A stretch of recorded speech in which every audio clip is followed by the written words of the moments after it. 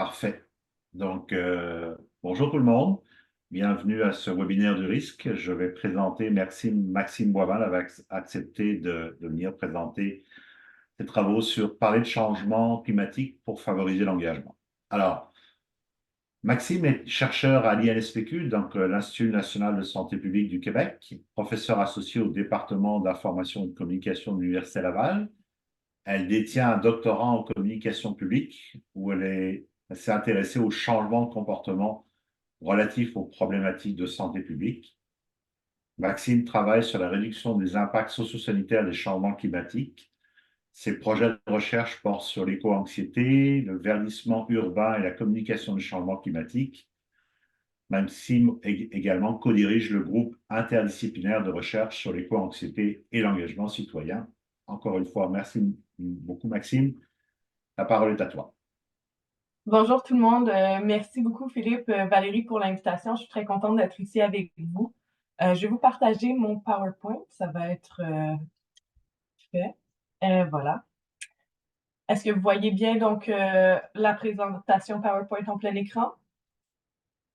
Super. Donc, je suis très heureuse d'être ici avec vous aujourd'hui pour parler de communication des changements climatiques. Avant de commencer, juste une petite mise en contexte pour expliquer en fait sur quoi je vais me baser pour vous présenter tout ça. Donc, tout d'abord, en fait, c'est basé sur un projet qu'on a réalisé avec Éric Lachapelle, Valérie-Anne Champagne-Saint-Arnaud et Mélissa Généreux, qui porte sur la communication de l'adaptation au changement climatique, particulièrement dans un contexte post-pandémique. Donc, ça a été fait suite à la pandémie, puis c'est là-dessus que la plupart des recommandations se fondent. Je suis aussi allée chercher de l'information sur ce qu'on a fait dans le cadre de nos projets sur l'éco-anxiété avec Anne-Sophie Gousse-Lessard, entre autres le projet Éco-anxiété et engagement citoyen, un moteur d'action pour la planète qui est financé par le CRSH. Donc, la plupart des informations vont vous porter sur un ou l'autre. Vous allez voir comment les deux se combinent. Donc, tout d'abord, aujourd'hui, comme on l'a dit, on va parler de comment communiquer efficacement au sujet des changements climatiques. Parce que, veut pas, en travaillant en environnement, en changement climatique, ou même plus spécifiquement sur les inondations, comme c'est probablement votre cas, on finit régulièrement par parler à des publics variés de ces enjeux-là. Puis on le fait souvent dans l'optique de faire bouger le statu quo de notre interlocuteur. Puis je dis ça vraiment sans tomber dans le militantisme, ni même le plaidoyer qui, je le sais, ne sont pas des options auxquelles on a accès dans le cadre de nos emplois du tout. Donc, je parle vraiment pas de ça. C'est vraiment simplement la nature de ce qu'on fait. On développe des données, on développe des guides, des interventions, des formations, des webinaires pour sensibiliser à un enjeu, faire comprendre les risques de cet enjeu-là, faire financer un programme, encourager des collaborations, des choses comme ça. À travers ça, on veut que notre travail, nos messages soient utiles pour nos partenaires, qui les utilisent, qui contribuent, par exemple, à limiter les impacts négatifs sur les populations, des choses comme ça. Par exemple, je suis ici aujourd'hui pour vous présenter les résultats de recherche qu'on a réalisés dans l'optique de vous amener à intégrer certaines réflexions dans vos communications futures pour qu'elles mènent à plus de changements, parce que c'est avec des efforts combinés qu'on a plus de chances de lutter contre les changements climatiques. Donc, c'est un peu ce genre d'exemple-là dont on va parler. Ce qu'on peut faire, mais ça peut aussi être de l'interpersonnel qu'on va faire avec nos collègues, avec nos gestionnaires, des choses comme ça. Bref, tout ça pour dire qu'on communique au sujet des enjeux environnementaux, climatiques, des inondations, des autres enjeux afférents, de façon très régulière, qu'on le fait pour favoriser une certaine forme d'engagement de la part de nos interlocuteurs. L'enjeu, c'est que c'est difficile de communiquer efficacement d'une manière qui va contribuer à générer l'engagement souhaité chez l'interlocuteur. Par exemple, on court le risque que nos messages passent sous le radar. Qu'est-ce que je veux dire par là? On le sait, on est bombardé de courriels, de messages, de webinaires, de nouvelles publications, d'articles intéressants que nos collègues nous envoient, etc. C'est difficile de savoir où donner de la tête. Donc, si on fait des communications qui sont moins efficaces, on risque de tomber dans le méandre des fenêtres ouvertes sur l'ordinateur qui vont finir par se fermer par erreur, puis on ne sera pas lu, on ne sera pas écouté, on ne sera pas considéré nécessairement. C'est la même chose, peu importe à qui on parle. Il ne faut pas oublier qu'on a 24 heures dans une journée. À l'intérieur de ça, il y en a qu'on passe à dormir, à manger, à passer du temps en famille avec nos enfants, faire des choses autres que le travail Dans le cadre du travail, on a plein d'autres choses à faire, à part lire des nouveaux articles, écouter des nouveaux webinaires, des choses comme ça. Donc, il faut faire attention à ça. Il y a une très forte concurrence qui se passe à ce niveau-là. Puis non seulement ça, mais il y a aussi une fatigue climatique qui s'installe, dans le sens où on le voit au niveau de la population, on a de plus en plus un message qui dit on est tanné d'entendre parler de changement climatique. C'est lourd. On est tanné de se faire dire qu'il faut agir pour lutter contre les changements climatiques. Donc, si on ne fait pas attention à la façon dont on parle de changement climatique, ben, on risque de se retrouver avec une réceptivité qui est limitée, puis avec un niveau d'engagement qui lui aussi est limité. Un autre élément qui peut ressortir à ce niveau-là, c'est le risque de générer des éco-émotions négatives. Il faut faire attention à ce niveau-là. Je vous ai mis un exemple avec l'éco-anxiété, mais c'est un peu le même principe partout.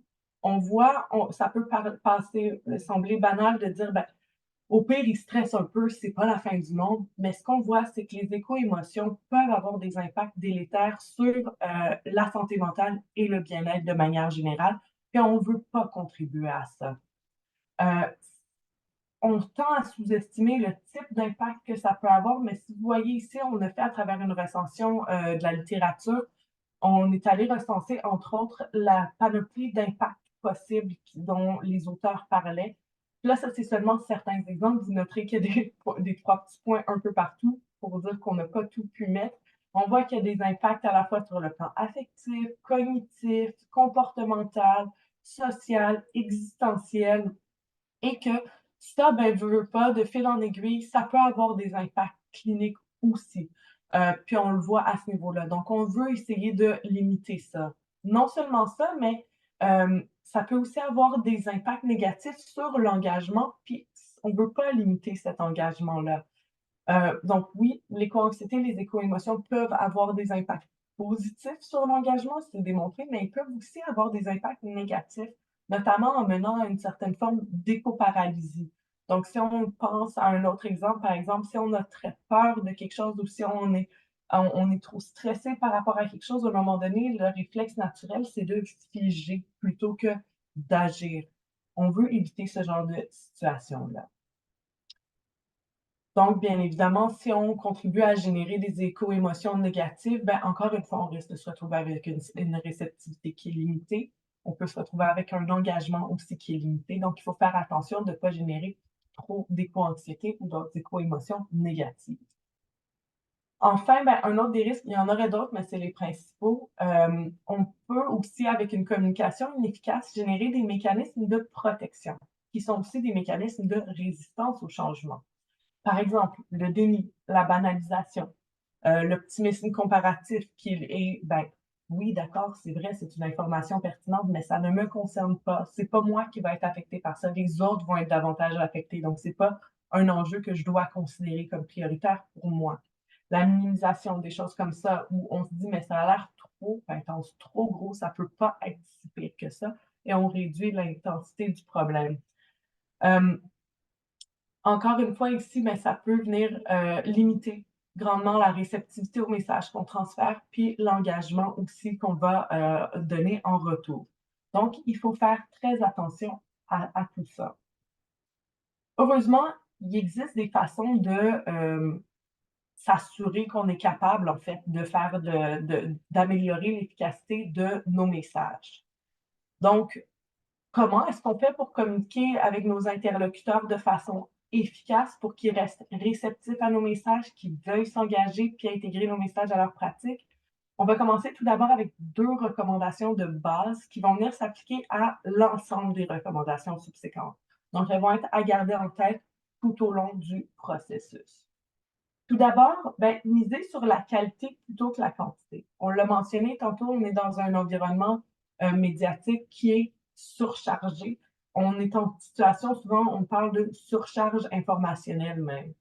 Donc, l'objectif à ce niveau-ci, ça va être de présenter de l'information qui va être intéressante aux yeux de nos interlocuteurs et qui va avoir une plus-value pour les interlocuteurs. Donc, il va falloir, ça va venir se combiner avec la deuxième recommandation, il va falloir qu'on soit en mesure de savoir qui est notre interlocuteur et de quoi il a besoin à ce niveau-là. Ce qui est notre deuxième recommandation. Donc, être capable d'adapter son contenu aux interlocuteurs. Donc, non seulement on dose puis on n'en parle pas trop ou on fait attention d'en parler et on fait attention d'en parler de façon intéressante, parce que souvent, c'est un commentaire qui ressort même dans les études. Il y a une étude qui mentionnait, entre autres, que les répondants mentionnaient que les informations sur les changements climatiques étaient plates, et je cite. Donc, là, on veut essayer d'éviter ce genre de réaction-là à nos contenus. Pour ça, ben, il faut qu'on soit capable de s'adapter. Qu'est-ce qu'on fait pour ça? Mais il faut qu'on détermine où en est notre interlocuteur par rapport à l'enjeu abordé. C'est quoi ses attitudes par rapport à ce dont on veut lui parler? On peut regarder de manière générale au niveau des changements climatiques, mais c'est pertinent de le regarder aussi de façon plus spécifique par rapport au sujet spécifique, à l'enjeu spécifique dont on veut parler. Donc, c'est quoi les attitudes, les croyances, les connaissances, les compétences, les comportements, les freins. Donc, qu'est-ce qui va bloquer dans son quotidien? Si je lui dis, fais telle solution, qu'est-ce qui va faire en sorte qu'il va avoir du mal à la mettre en œuvre? Qu'est-ce qui va faire en sorte, à l'inverse, que ça va faciliter la mise en œuvre? Donc, il faut être capable de se renseigner sur tout ça. Et puis après ça, ben, ça nous permet, puis ça peut se faire en fait, petite parenthèse, ça peut se faire à travers des études, par exemple des évaluations formatives ou des choses comme ça, mais il ne faut pas sous-estimer le niveau de connaissance qu'on a par rapport à nos partenaires, par rapport à nos interlocuteurs réguliers. Donc, il y a des bases qu'on possède déjà. Ça vaut la peine de se questionner par rapport à ça parce que c'est plus efficace d'avoir un peu d'informations que de ne pas en avoir du tout. Donc, partons déjà de ce qu'on a, puis si on est capable d'aller plus loin, de faire des études sur le sujet, tant mieux, mais sinon, on détient quand même des connaissances, on peut aller en chercher quand même assez facilement. Donc, bref, le fait de savoir tout ça, ça va nous permettre de savoir un peu comment aborder le sujet. Tout d'abord, puis là, je sais, c'est écrit petit, rassurez-vous, l'objectif, ce n'est pas de le lire ensemble, mais juste de vous partager cet outil-là. Puis si vous voulez, je pourrais l'envoyer avec le PowerPoint à Valérie et Philippe pour qu'ils vous le repartagent. Mais être capable de savoir où en est notre interlocuteur dans le stade du changement. Est-ce qu'il considère que l'enjeu dont on parle est problématique? Est-ce qu'il souhaite agir? Est-ce qu'il sait comment agir? Est-ce qu'il agit déjà, mais a besoin d'aide pour le maintenir, des choses comme ça? Mais ça nous permet de savoir sur quoi est-ce qu'il faut miser dans nos messages. Donc, c'est quoi les messages clés à nous faire ressortir à ce niveau-là, selon où la personne en est. On peut aussi regarder au niveau des cadrages. Donc, c'est quoi le thème qui devrait être ressortir par rapport à notre message? Puis là, ben, on a souvent le réflexe de parler de changement climatique en parlant de changement climatique, sous l'angle environnemental. Ce qu'on va se le dire, hein, beaucoup de logique. Par contre, ce qu'on voit, c'est qu'on le sait, il y a plein d'autres enjeux qui sont associés au changement climatique, entre autres des enjeux liés à la santé, des enjeux liés à l'économie. Et quand on utilise ce genre de cadrage-là, ben, ça a plus d'impact sur l'individu, entre autres en termes de réduction de la distance psychologique. Donc, rapprocher l'enjeu de nous, augmenter la perception de risque pour nous. Et ça, c'est bénéfique pour l'engagement, pour la mobilisation à ce niveau-là. Comme on le voit ici, le cadrage économique qui est reconnu de manière générale comme étant pertinent et le cadrage sanitaire aussi sont deux cadrages qui sont plus efficaces pour réduire la distance psychologique qu'un cadrage environnemental. On pourra y revenir entre autres. C'est aussi important de savoir qui va porter notre message. Est-ce que c'est nous? Est-ce qu'on devrait mandater quelqu'un d'autre pour porter le message? Qui devrait signer ce qu'on veut transmettre à notre public? Ce qu'on voit, entre autres, au niveau de la population générale, c'est que les médecins et les scientifiques du climat sont les deux groupes, deux groupes qui ont le plus de crédibilité, plus de confiance de la part du public pour parler de changement climatique. À l'inverse, les élus et les fonctionnaires sont ceux qui détiennent le moins de confiance de la part du public pour parler de changement climatique. Pourtant, quand on regarde, on a fait une recension médiatique aussi, on voyait que c'était quand même des messagers priorisés souvent, surtout en comparaison aux médecins et aux scientifiques du climat. En ce qui a trait aux écologistes, aux économistes, ben là, on voit que c'est quand même plus nuancé. Il y a une certaine dose de confiance, une certaine dose de méfiance, donc à utiliser, en fait, faire attention. Bref, on les utilise, voir qui, dans quel contexte, etc. Une chose qui ressort de manière générale, c'est que le messager devrait déjà être reconnu dans le domaine dont il va parler. Donc, par exemple, j'ai beau être une scientifique dans le domaine des changements climatiques, c'est pas à moi qu'on va s'adresser pour expliquer la science du climat. J'aurais aucune crédibilité là-dedans étant spécialisée en sciences du comportement. À l'inverse, quelqu'un qui est spécialisé en sciences du climat aurait peut-être pas la même pertinence pour parler justement d'enjeux comportementaux ou d'impacts psychosociaux, etc. Donc, on va essayer d'aller chercher toujours quelqu'un qui va déjà avoir cette reconnaissance, cette expertise reconnue à ce niveau-là. Bon, donc on a parlé de ça, c'est deux éléments à garder en tête. On ne parle pas trop de changement climatique quand on en parle. On en parle le mieux possible, le plus pertinemment possible pour notre cible et on s'assure de s'adapter aux besoins de la cible pour savoir comment parler, leur niveau de connaissance pour la coter, pour partir au point zéro s'ils sont déjà au niveau 10, des choses comme ça. Maintenant, plus spécifiquement, de quoi est-ce qu'on devrait parler? Bien, tout d'abord, c'est important encore de parler des risques. Parce qu'on n'est pas encore rendu à un stade où les risques des changements climatiques sont bien compris, bien intégrés. Ça reste donc encore important d'en parler. On le voit ici sur le PowerPoint, il y a encore une sous-évaluation des risques qui est associée au changement climatique, particulièrement pour soi. Et puis, ben, quand on regarde même plus spécifiquement les inondations, il y a seulement 12% de la population qui perçoit un risque personnel élevé face aux inondations. Donc, il reste du travail pour vraiment comprendre les enjeux et tout ça. Et pourquoi est-ce que c'est important d'avoir une évaluation juste des risques associés à un enjeu? Ben, c'est parce que c'est plus associé à l'engagement, donc à l'action qu'on peut faire en termes d'adaptation, en termes d'atténuation face à cet enjeu-là. Maintenant, pourquoi est-ce qu'on sous-estime les risques des changements climatiques? C'est important à garder en tête parce que ça va nous expliquer aussi comment est-ce qu'on peut mieux en parler. Tout d'abord, il ne faut pas oublier que les changements climatiques, c'est encore pour beaucoup un enjeu qui est complexe. C'est un phénomène qui est relativement abstrait, qui nécessite plusieurs domaines d'expertise scientifique divers qui ne sont pas nécessairement dans, disons, une formation universitaire classique, encore moins quand on n'a pas de formation universitaire, ça peut être plus difficile aussi. Ça regroupe une grande diversité de différents événements pour lesquels on ne voit pas nécessairement de lien facile. Donc, on peut penser pollen allergène, inondation, sécheresse, feu de forêt, vagues de chaleur, zoonose. C'est faire le lien entre tous ces éléments-là, puis dire il y a un point commun, ça se situe sous le parapluie des changements climatiques. Ce n'est pas nécessairement évident encore aujourd'hui. Tout ça, ça fait en sorte que c'est difficile de se créer un schéma mental des causes, des conséquences associées au changement climatique. Par rapport aux inondations, ce qu'on voit, entre autres, c'est que le lien avec les inondations entre les inondations et les changements climatiques est plus difficilement fait que pour d'autres enjeux, comme par exemple les vagues de chaleur, où le lien est plus clair. Possiblement parce que pendant des années, on a appelé ça le réchauffement climatique. Mais quand même, donc il reste du travail à faire par rapport à d'autres enjeux, dont les inondations. Tout ça, ça fait en sorte que si on ne comprend pas c'est quoi les changements climatiques, si on ne comprend pas tout ce qui est associé au changement climatique, ben, ça fait une sous-estimation des risques et donc une sous-estimation de l'urgence d'agir et de l'ampleur du besoin d'agir aussi. Comment est-ce qu'on fait pour pallier ça? Ben, entre autres, puis là, je vous ai mis quelques exemples pour illustrer. Surtout, vous voyez le tableau de gauche, le genre de tableau qu'on peut avoir le réflexe de vouloir transmettre pour expliquer les changements climatiques, le réchauffement que ça va générer, tout ça.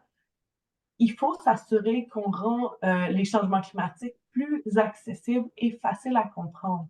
Donc, voir c'est quoi le niveau de littératie de notre public. Comment est-ce qu'on parle un langage qui est accessible pour eux? Est-ce qu'on transmet de l'information qui est accessible pour eux? Un autre enjeu, puis on l'a mentionné brièvement précédemment, un autre enjeu qui fait qu'on sous-estime les risques des changements climatiques, c'est la distance psychologique. La distance psychologique, c'est la distance en fait qu'on voit qui est tant géographique que temporelle entre nous et les changements climatiques. Donc, l'idée qui perdure encore aujourd'hui, pour laquelle on pense que les changements climatiques, ça va arriver loin de nous et ça va arriver dans le futur.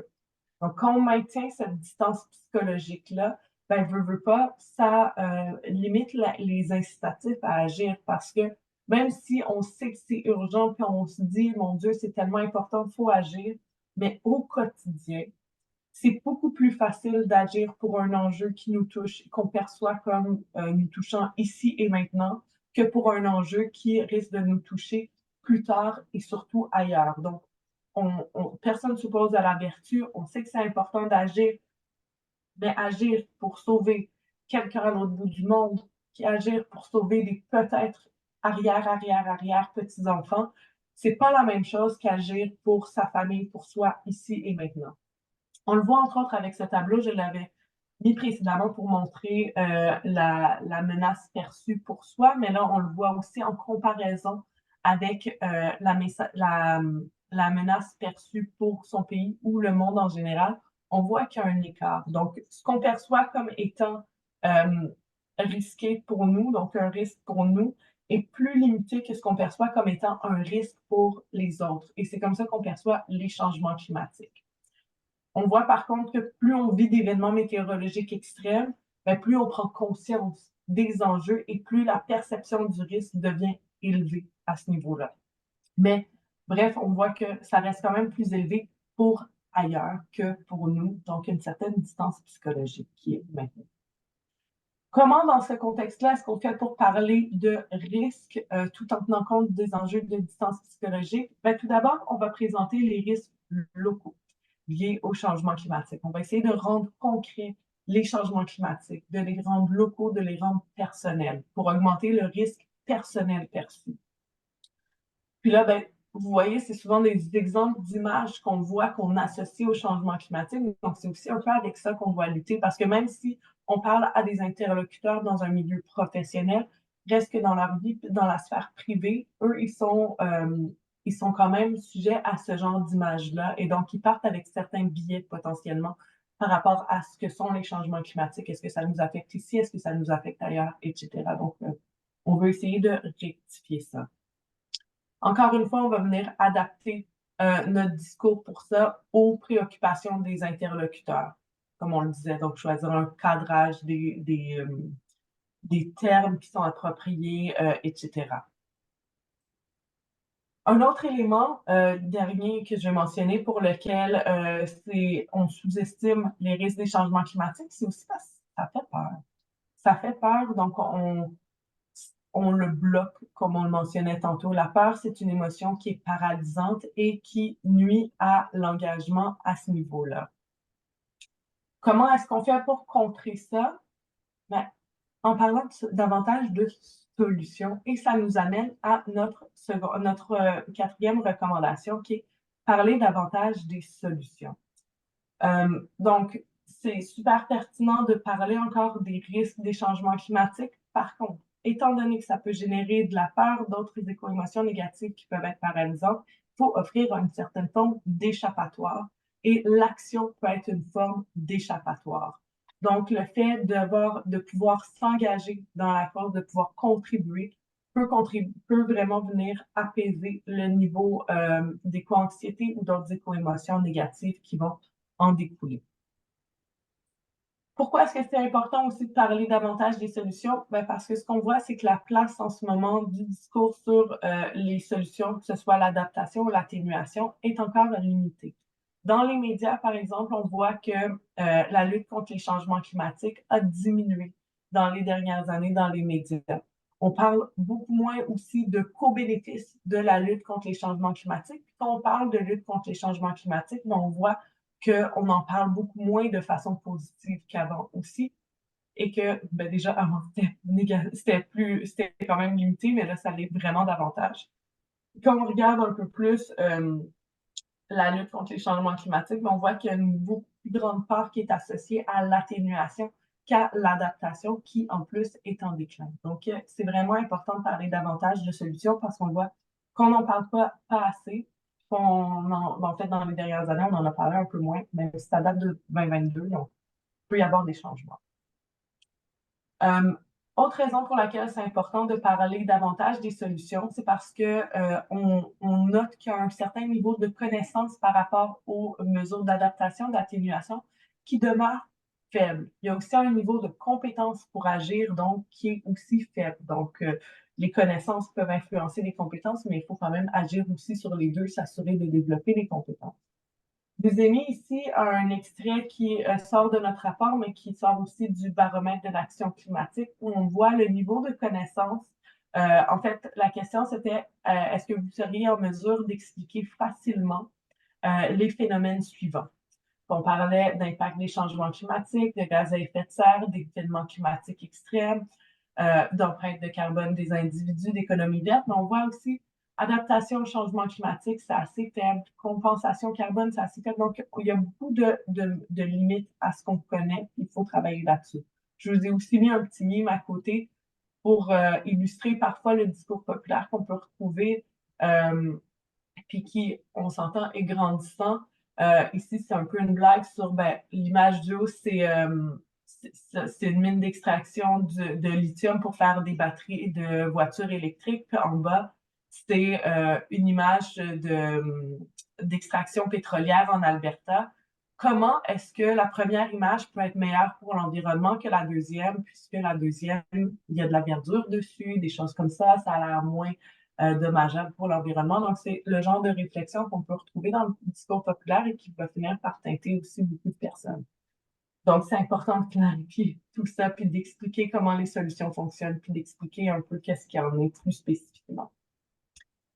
Un autre enjeu qu'on trouve, c'est que c'est difficile de changer. Donc, quand on parle d'adaptation et d'atténuation, en fait, on nécessite la transition socio-écologique va nécessiter des changements qui sont importants, qui sont exigeants, puis qui sont permanents. C'est des changements aussi qui vont nous affecter dans nos pratiques puis dans nos habitudes quotidiennes. Donc, c'est des gros changements à faire. C'est important d'être capable de mieux comprendre les mesures d'adaptation, d'atténuation qu'on met en place, de mieux comprendre comment les intégrer dans ce quotidien-là, parce que c'est immense. Quand on y pense, quand on voit le résultat final qui potentiellement serait nécessaire. Il ne faut pas oublier qu'en plus de ça, donc non seulement c'est des changements qui sont importants, mais c'est des changements qui sont demandés dans un contexte post-pandémique. La pandémie nous en a demandé beaucoup et on s'en est pas encore remis. On est sorti d'une période où il y avait des gros bouleversements, des gros changements, où on s'est conformé aux changements qui étaient demandés et ça a été très difficile pour la plupart du monde. Donc, ce désir de stabilité, ce désir de ne pas changer, de ne pas se faire demander d'autres changements. Donc, une fatigue comportementale aussi qui s'ensuit. Un autre aspect, c'est que non seulement les changements sont gros, sont importants, mais c'est des changements qui ont des coûts élevés, que ce soit le coût de renonciation, que ce soit les coûts financiers réels qui sont associés à ça. Ça demande un certain capital pour être capable de le faire. C'est aussi des solutions qui, aujourd'hui, sont pas nécessairement toujours accessibles ou qui sont perçues comme étant peu efficaces, dans le sens où on le voit souvent, mais on va parler des comportements de consommation. Qu'est-ce que le consommateur moyen peut faire? Le consommateur moyen a une certaine volonté à participer, mais a aussi une certaine limite dans le sens où il se dit, c'est pas à coup de farine en vrac qu'on va changer le monde. Et donc, il se sent pas nécessairement outillé pour être en mesure de faire face à l'ampleur des changements nécessaires. On le voit ici, je vous ai mis un autre petit mime où c'est la différence entre les solutions qui sont nécessaires et les solutions auxquelles on a accès aujourd'hui pour vraiment montrer la perception d'inadéquation qu'il y a à ce niveau-là. Donc, considérant tout ça, comment est-ce qu'on fait pour parler des solutions? Bien, tout d'abord, on va essayer de les découper en petits morceaux, dans le sens où si notre interlocuteur est au point A et on veut l'amener au point Z, lui expliquer le point Z et lui dire de se rendre au point Z, c'est gros, ça fait peur, c'est pas nécessairement, ça correspond pas nécessairement à quelque chose qu'il va être en mesure de mettre en place par lui-même. Par contre, si on prend la peine de l'accompagner à travers les étapes B, C, D, E, F, etc., ben là, on a plus de chances d'avoir un impact. Ça veut dire d'être capable d'aller dans le très concret. Qu'est-ce que la personne, puis On peut prendre comme exemple le, une des recommandations qui est faite par rapport au transport en commun ou au transport actif, donc de favoriser ce type de transport-là. C'est une recommandation qui est très courante. On le dit aux populations, on le dit aux entreprises par rapport aux véhicules, on le dit au gouvernement, aux différents éléments et tout ça. Mais concrètement, comment est-ce qu'on fait? Comment est-ce qu'un individu fait pour favoriser le transport en commun et le transport actif? Comment est-ce que le gouvernement fait pour favoriser le transport en commun et le transport actif? Ça peut paraître simple, mais dans la réalité, si on prend les individus, par exemple, quelqu'un qui se retrouve à devoir faire 1 heure et demie de transport en commun au lieu de faire 20 minutes de voiture, c'est une contrainte qui est très importante. Comment est-ce qu'elle fait pour passer par-dessus cette contrainte-là? Le gouvernement, ben, c'est le fun de dire qu'il faut investir dans les transports en commun, mais face à quel genre de contraintes il va faire face par rapport à ça? Est-ce qu'il va s'opposer à des personnes qui veulent verdir et donc se battre aussi pour les espaces, qui veulent travailler sur la mobilité active, donc qui veulent des trottoirs, des pistes cyclables par rapport aux personnes qui veulent les routes pour les voitures, etc. Donc, il y a beaucoup, beaucoup de partenaires qui vont venir en ligne de compte, qui vont entrer en ligne de compte, puis qui vont se battre, entre guillemets, pour un espace qui est restreint, pour des budgets qui sont restreints, pour des ressources qui sont restreintes. Ça, c'est sans compter les autres départements complètement qui vont essayer d'obtenir du budget parce qu'eux aussi ont des enjeux prioritaires. Donc, c'est tous ces éléments-là qu'il faut travailler et donc être capable d'y aller un pas à la fois en partant du comportement de notre interlocuteur et de l'accompagner graduellement et en donnant des exemples concrets, c'est très important. Un autre aspect, ben, c'est d'essayer de faire attention à ne pas surresponsabiliser l'individu. On le voit avec l'image d'à côté, souvent, comme on le disait, c'est un peu avec la farine en vrac. C'est un peu ici l'exemple avec le fait de conduire une voiture électrique. C'est une goutte dans l'océan, on a l'impression. Donc, et puis le monde le sait, puis ça peut être décourageant. Donc, on veut essayer d'éviter de surresponsabiliser l'individu. Pour ça, on va essayer de privilégier des solutions collectives, des solutions professionnelles aussi. Donc, qu'est-ce qu'on peut faire dans le cadre de notre profession en tant qu'avocat, en tant qu'ingénieur, en tant que médecin, en tant qu'infirmière, en tant que psychologue, peu importe. Comment est-ce qu'on peut amener ça dans nos pratiques professionnelles? Puis ce qu'on voit quand on regarde le sujet, entre autres, j'ai un exemple d'un projet de recherche dans une organisation où plusieurs différentes personnes, sans s'être concertées, ont sorti naturellement le fait que ben, la culture organisationnelle a beaucoup changé dans les dernières années grâce aux jeunes qui sont rentrés, qui ont mis de l'avant les enjeux, qui ont parlé des enjeux climatiques qui leur tenaient à cœur et que ça a réellement fait changer les pratiques. Donc, c'est un aspect où on peut avoir un impact et où cet impact-là peut percoler et avoir des ramifications qui sont plus importantes que au niveau individuel. Donc, ça peut être encourageant. On veut aussi essayer d'encourager l'engagement citoyen, l'engagement civique, le soutien aux politiques publiques, entre autres, démontrer la désirabilité sociale, l'acceptabilité sociale par rapport à des changements importants pour que les personnes qui ont plus de moyens d'agir se sentent légitimées de le faire en passant des politiques publiques, en passant des nouvelles réglementations, des nouvelles normes, etc. Enfin, il reste que malgré nos efforts d'adaptation, d'atténuation, il faut reconnaître qu'on n'est pas à veille de tout régler les problèmes liés au changement climatique. Ça, c'est certain. Donc, miser juste sur les solutions, c'est pas suffisant. Si on fait ça, on risque de générer du découragement puis de bloquer la mobilisation. Il faut aussi miser sur ce qu'on appelle une autorégulation positive des émotions qui sont occasionnées.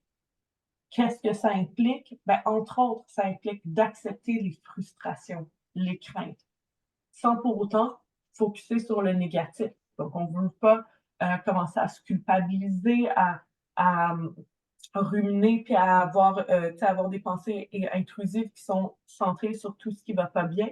Mais il faut aussi être capable d'accepter que ben, la situation n'est pas évidente, c'est inquiétant. C'est correct d'être inquiet par rapport à ça, c'est normal. Ça implique aussi, par contre, de reconnaître le positif. Il y a des efforts qui existent, il y a des efforts qui sont mis en place, il y a de l'évolution qui a été faite, que ce soit au niveau des mentalités, au niveau des pratiques. etc. Et c'est important aussi de le reconnaître. Par contre, on le fait tout en étant lucide par rapport à la situation. Donc, on reconnaît le chemin qui reste à faire, tout en reconnaissant aussi le chemin qui a été fait. Et on fait le tout avec bienveillance. C'est vraiment important pour être en mesure de ne pas se perdre en fait à travers ça, puis de ne pas finir trop découragé. D'ailleurs, les éco-émotions, en fait, les émotions positives comme la fierté, l'empathie, sont porteuses en ce qui a trait à l'engagement. Puis, en plus, elles sont moins délétères, particulièrement à long terme, sur le bien-être, la santé mentale et tout ça. Donc, qu'est-ce qu'on fait avec ça? Ben, en fait, rendre compte d'exemples de réussite, de bons coups, ça peut nous encourager à adopter des pratiques similaires ou à se pousser nous-mêmes pour des changements. Par exemple, le fait de savoir que la population s'inquiète des changements climatiques, la perçoivent comme une urgence, ils perçoivent en fait la situation comme étant une urgence climatique et même comme une urgence de santé publique. Le fait de savoir aussi que qu'ils veulent des changements, ils veulent que les entreprises en fassent plus, ils veulent que le gouvernement fédéral, provincial en fasse plus, que les autres agissent, que les municipalités s'impliquent davantage et tout ça. Ça peut aider nos interlocuteurs à comprendre l'importance d'agir, ça peut offrir une motivation à agir. Donc, c'est assez important de le partager. Puis, je vous ai mis un petit dernier exemple ici pour noter, pour finir sur une note positive. On voit aussi que la population est d'accord pour une grande diversité de changements importants. Puis souvent, c'est la crainte qu'on a, oui, mais le monde n'est pas prêt. Donc, le fait de le voir, le fait de le savoir, ben, c'est pertinent. Puis, ce qu'on voit, c'est qu'ils sont prêts à appuyer une grande diversité de différents types de mesures, incluant par rapport aux inondations. Et ça, même si ça a un coût financier pour eux. Puis ça, ben, veux pas, ça donne espoir, puis c'est plutôt positif. Donc voilà, ça fait le tour rapidement de ce dont je voulais vous parler aujourd'hui.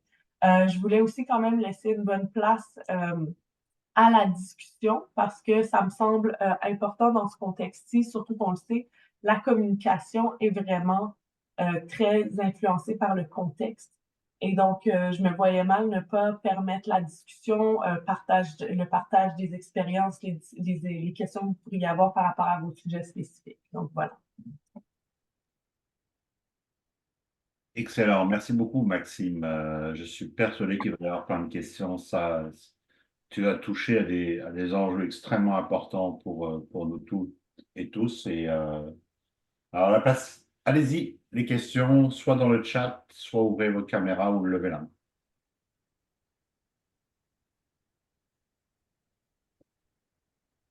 Alors, je vais peut-être briser la glace.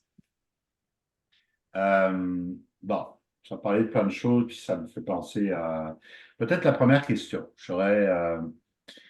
Est-ce que, en plus, le travail que vous avez fait est vraiment super intéressant. D'ailleurs, juste pour mentionner, je vais te demander le rapport. Ben, je sais qu'il est sur le site de l'INSPQ parce que pour les étudiants, notamment les étudiants dans les cours en climatologie ou même sur les risques naturels, je suis sûr qu'ils seraient très intéressés à lire les résultats de ce travail-là. Bon, alors la question que j'avais, c'est on l'a vu, c'est très intéressant. Tu montres que la confiance aussi vis-à-vis des médecins, des scientifiques du climat est plus importante, etc. Mais surtout, notamment les médecins, est-ce que ça vient du fait aussi, entre autres, que c'est sûr qu'on en a vu beaucoup pendant la pandémie. On a aussi, c'était un peu notre, on va dire, pour certains, et je dirais même pour nous le soir, une certaine façon de nous rassurer que les choses allaient bien, qu'elles étaient sous contrôle et ils nous apportaient des solutions. Est-ce que c'est lié aussi à ça, à la présence des médecins dans les médias de façon régulière, dans une période de stress qui était celle de la pandémie? C'est une excellente question.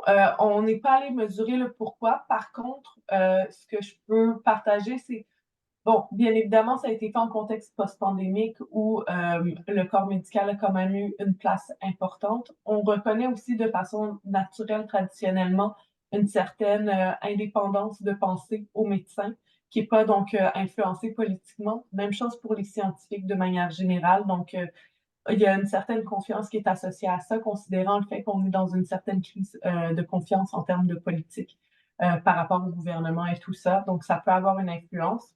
Il y a aussi le fait que de mémoire vite comme ça, j'ai pas le chiffre exact, mais 83 ou 86% de la population perçoit les changements climatiques comme étant une une urgence de santé publique. Donc, on associe l'enjeu à la santé. Donc, ça peut être un des facteurs qui fait en sorte que aussi les médecins sont perçus comme plus crédibles à ce niveau-là.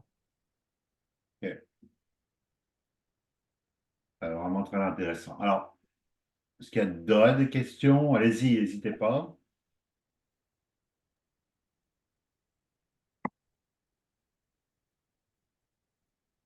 Ok, ben, je vais y aller moi, en fait, là, avec une question, parce que comme on parle du discours, puis que tout ce que tu as amené était interdisciplinaire, puis intersectoriel, malgré tout, même si c'était pas l'objet central de ta présentation, je me demandais au niveau de l'éducation, si tu avais des recommandations ou si tu avais des résultats de recherche qui vont dans le sens de conscientiser les enfants sans leur faire peur, par exemple.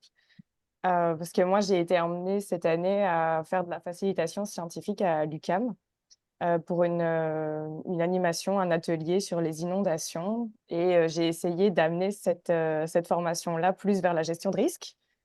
Mais on m'a demandé de faire attention, puis de retirer cette partie-là et cet ajout-là parce que, on a pensé que ça pouvait peut-être effrayer, les personnes plus jeunes.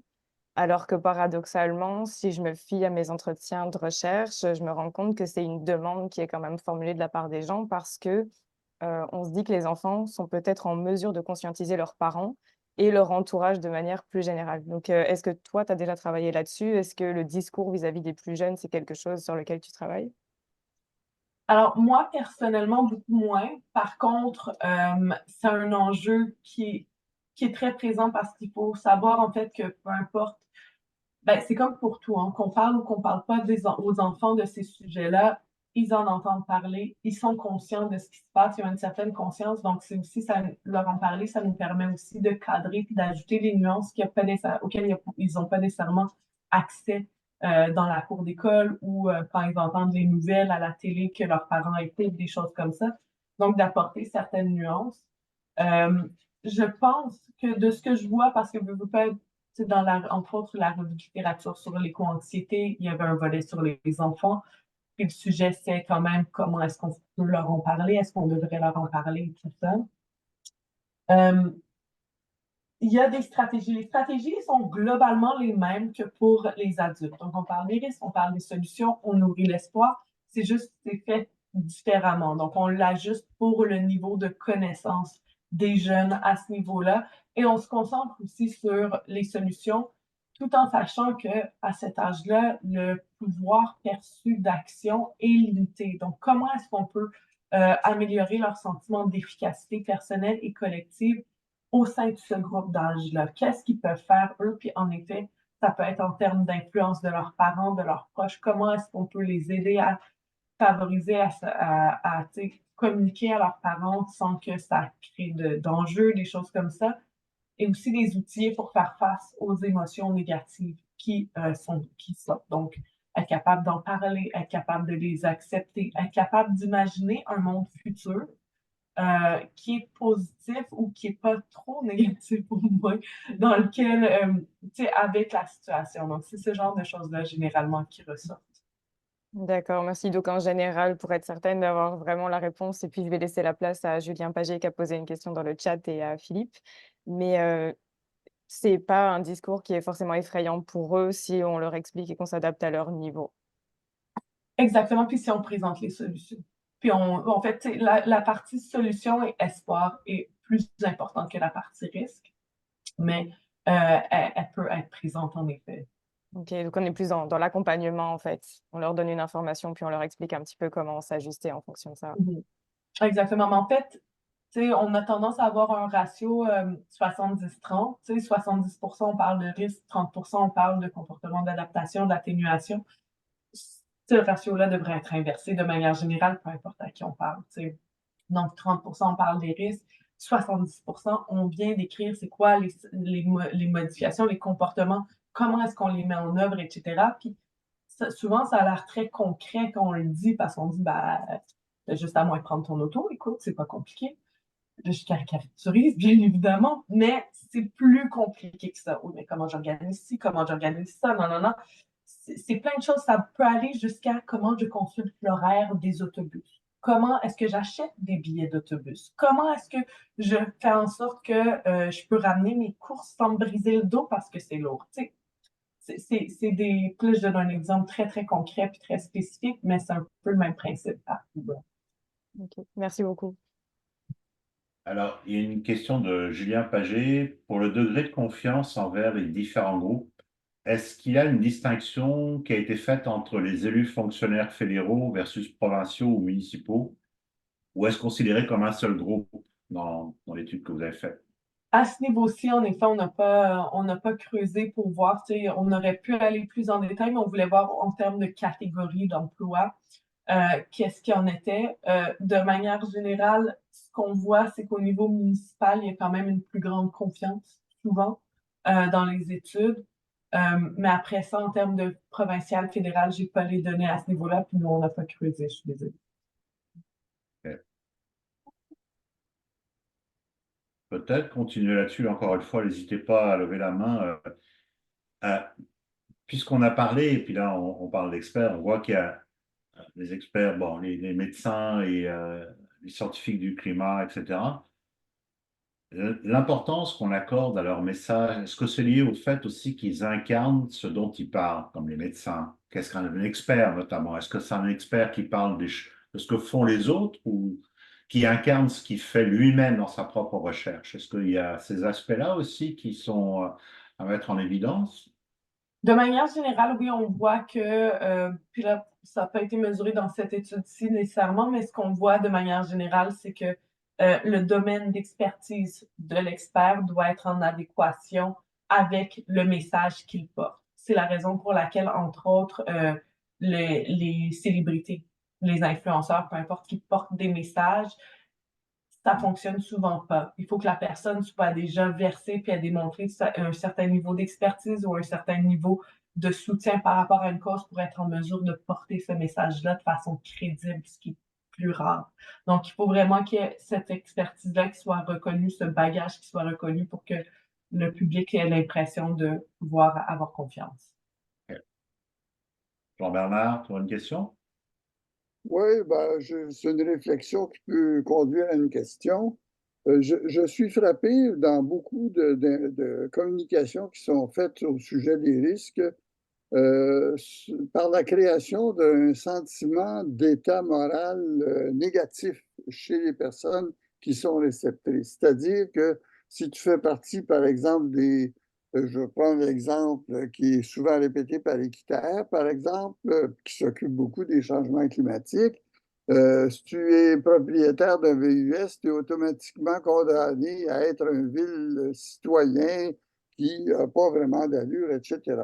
Ma réflexion, c'est de dire, est-ce qu'il est possible de faire de la communication de risque qui soit efficace en termes de changement des comportements sans devoir stigmatiser des portions de population qui peuvent avoir des comportements qui, aux yeux des uns ou des autres, ne sont pas des comportements adéquats pour arriver à s'adapter au changement climatique et à prévenir, évidemment, les effets désastreux euh, qui peuvent se produire. Oui, en fait, en développant les connaissances, les compétences en sciences du comportement, en sciences de la communication et tout ça, ce qu'on voit, c'est un changement qui s'opère puis qui est appuyé par la science, à dire utiliser une tonalité négative, miser sur la peur, miser sur la stigmatisation, c'est pas des stratégies qui sont efficaces la plupart du temps, elles sont moins efficaces que des stratégies positives, des stratégies qui sont encourageantes et mobilisatrices. Donc, le négatif, c'est facile de tomber dans le négatif. C'est le discours qui a été populaire pendant des décennies, notamment en parlant de changement climatique. Euh, donc, c'est difficile de se sortir de ce discours-là et de ne pas démoniser tout le monde qui ne rentre pas dans le moule, surtout quand on considère l'étendue des changements qui sont nécessaires. Donc, c'est difficile aussi d'accepter pour quelqu'un qui voit l'étendue des changements nécessaires, le chemin qui doit être parcouru, c'est fâchant. Donc, c'est normal en même temps que plusieurs personnes tombe dans ce genre de discours-là, c'est fâchant, c'est stressant, pourquoi vous allumez pas?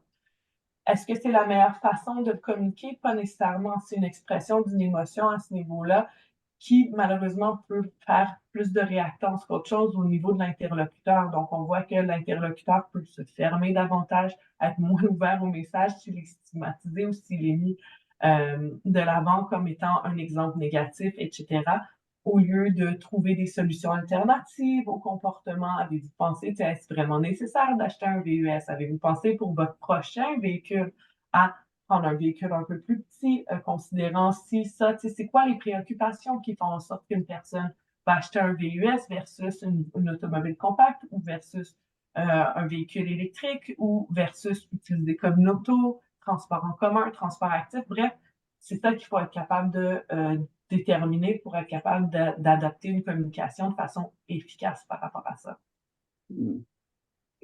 Intéressant, intéressant.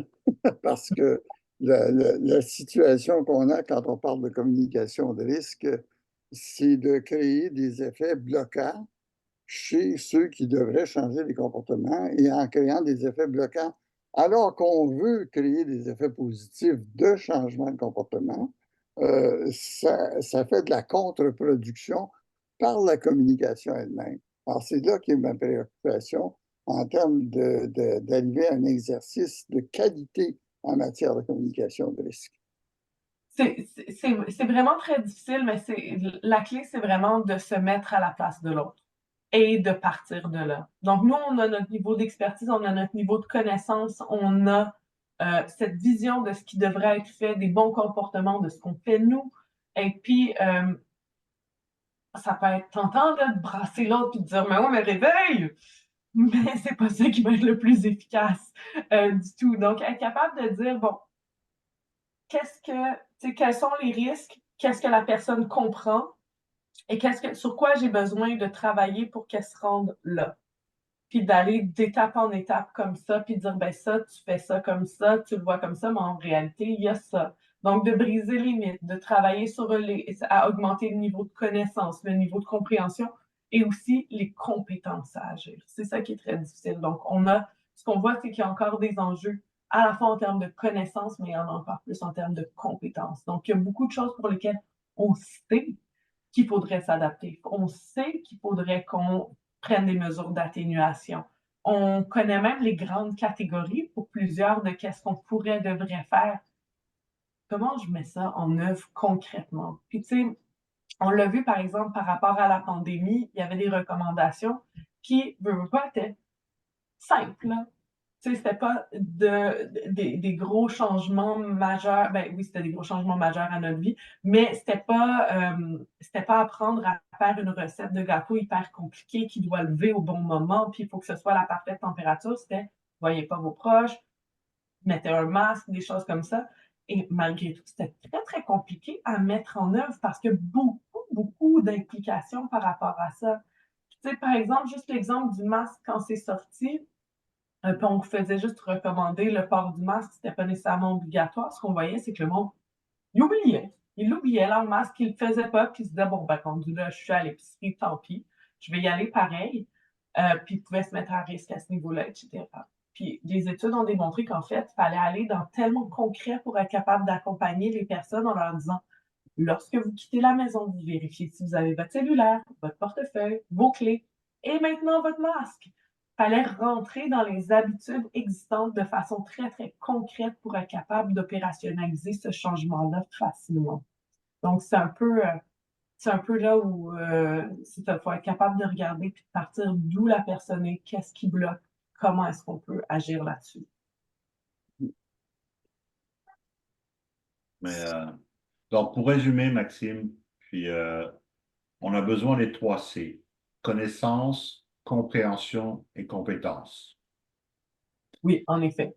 Et tu viens de le mentionner, et tu me corrigeras si je me trompe, on doit mieux parler de la gestion des risques et les solutions pour être capable de réduire les risques. Et je pense que la pandémie, c'est peut-être aussi une des, on va dire, des avantages d'avoir vécu la pandémie, c'est-à-dire d'avoir été capable de contrôler le risque à travers les masques, la vaccination, etc. Et on a vu potentiellement les résultats. Est-ce qu'on pourrait penser la même chose aussi dans le domaine du changement climatique?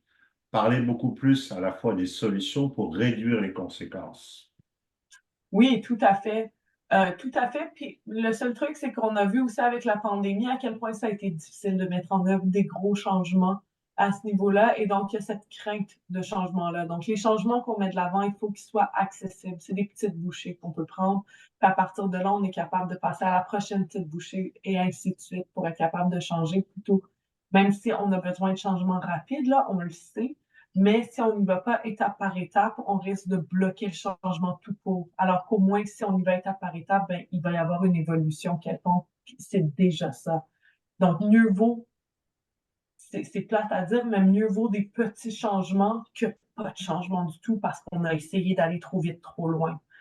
Donc, c'est un peu à ce niveau-là, puis c'est dans la façon de le faire où ça va vraiment se jouer. Mais oui, donc, vraiment mettre de l'avant les... C'est surtout qu'on fait la plupart de nos études, souvent, c'est sur les problèmes et non pas sur les solutions, comment on les met en œuvre, pourquoi est-ce qu'on n'arrive pas à les mettre en œuvre et tout ça, alors que finalement, on voit que c'est là où le bas blesse dans beaucoup de contextes. Y a-t-il une dernière question avant qu'on... Non? Je pourrais simplement saluer cette excellente présentation que nous avons eue et qui, à mon avis, couvre assez bien, pour une petite heure que nous avons eue, le champ des connaissances nécessaires en matière de communication de risque et en faisant valoir surtout les enjeux principaux qui devraient favoriser que tout le monde s'y mette à réfléchir sur sa contribution possible à la communication de risque. Et je pense cette conférence nous donne une invitation à cet égard-là. Merci. Ben, merci à vous, tant mieux, c'est vraiment le but. Il y a beaucoup de choses qu'on aurait pu dire, donc c'est d'essayer de rentrer ça dans une période très succincte de façon aussi accessible que possible, puis simple parce que on veut que ça puisse percoler, puis que ça puisse être intégré dans les pratiques de tous, ce genre de recommandations-là. Donc, quand on écrit des rapports, gardez ça en tête sur quoi est-ce que je dois tabler, étant donné où mon public en est rendu, que ce soit au niveau des décideurs, des gestionnaires ou des autres professionnels, des chercheurs qui vont lire ça. Donc, c'est l'objectif. Tout à fait. Ben, merci pour l'opportunité d'être venu parler. Ben, merci beaucoup, beaucoup de félicitations. Je vois qu'il y a des messages de félicitations aussi pour l'excellente discussion et présentation. Merci beaucoup, Maxime. Merci à vous.